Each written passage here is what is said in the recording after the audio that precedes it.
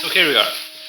We find ourselves standing in front of this great tree, and we are about to embark on an adventure which will take us far from here, all across the world, and so on and so forth. So my first suggestion would be not to listen to me, because I don't know what I'm talking about. I'm not very well educated. I just sometimes read books, so I'm just like you, probably. And so my base proposal is that obviously all people deserve food and shelter, regardless of their economic output, which would mean that it doesn't matter where you come from, it doesn't matter what kind of privilege you have, you deserve food, you deserve shelter. I don't think this is controversial at all. Also, you can see, the Universal Declaration of Human Rights, if you don't believe that it's a thing that many people will support.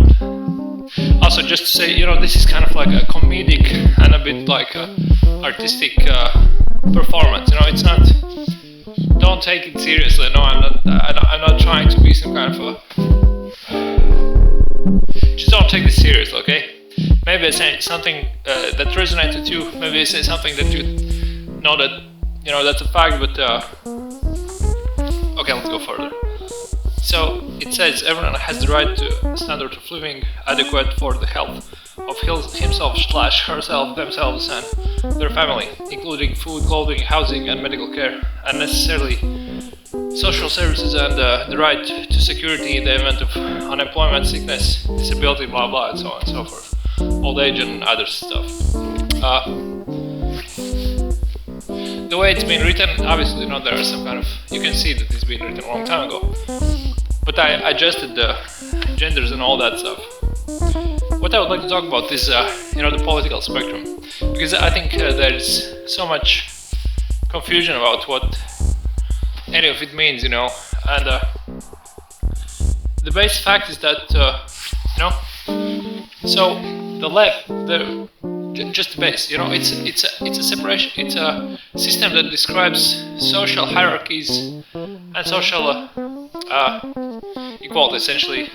Right seeks to maintain and proliferate social hierarchies, and left strives for social equality, okay? Now, we should look at it in a form of kind of like an abstract tool, like a thermometer, or this, whatever, altitude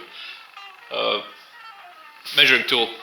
And it's not, these definitions don't.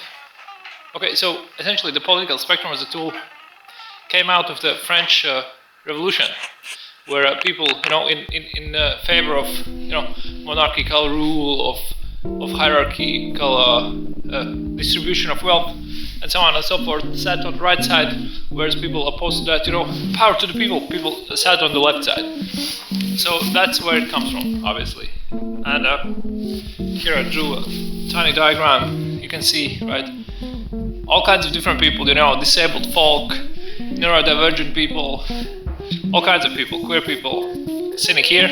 And here's the right, right side of history, actually the wrong side, obviously, but then there's some kind of entity right up there, where essentially all of wealth, most of wealth, and most of research is just belonging to a really small group of people. This is all common knowledge. Everybody knows all this stuff. So why am I saying it? I don't know.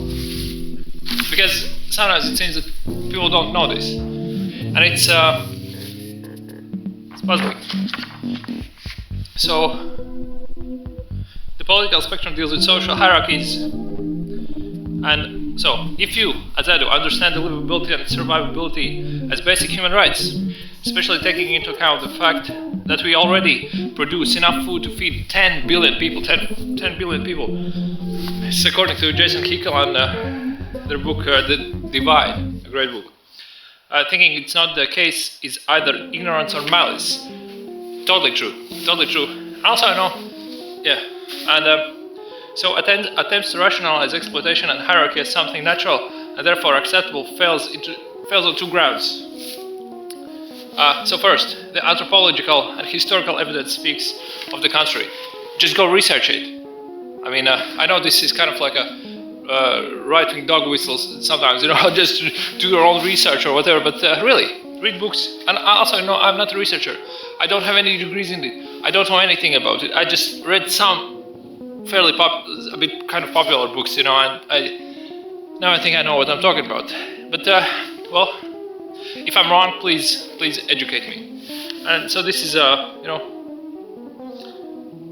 read David Graeber's The First 5,000 Years. That's a great book. So even if something arises naturally, it doesn't justify it. If nature is unjust, we have to change it. Yeah, this phrase came from the Xenon Feminist Manifesto. I don't remember the authors of it. And you know, okay, that's it. Yeah, okay. Almost stopped at my ice cut. Okay, I don't know if you could hear this, but don't listen to me, you know. I don't know anything. I have no education in this, and I really wouldn't like for it to take any of this seriously, because, you know, clearly I'm a neurodivergent mad person, and you just shouldn't listen to me. So your goal here, what you're doing right now, is to just observe and be surprised and think, oh no, this person is insane, or whatever you would think, or yeah, autistic power. You can also think that if you want. But what I really think, I think we should not be proud of our ignorance, but I think we should display our ignorance so we can be corrected, you know? So, whatever I'm saying, if it's wrong, please refute it. Tell me what to read. Help me educate myself. I want to learn, okay? And that's what we should be doing. We should be having open conversations. We should not be afraid to be wrong. I've been wrong so many times, and I'll continue being wrong because I want to learn, you know? So, help me on my journey. I might help on yours. If I know something you don't. If I know, then, well, we can laugh about it together. Thank you. Have the best time. And here's this shit. My battery's running out. Yeah, here's a piece I drew some time ago. Yesterday. Here you can see Gaza being exterminated, you know. Palestinians being... Like the map. Check out the maps. I mean, it's common knowledge. But anyways, thank you. Have a nice day. See you later.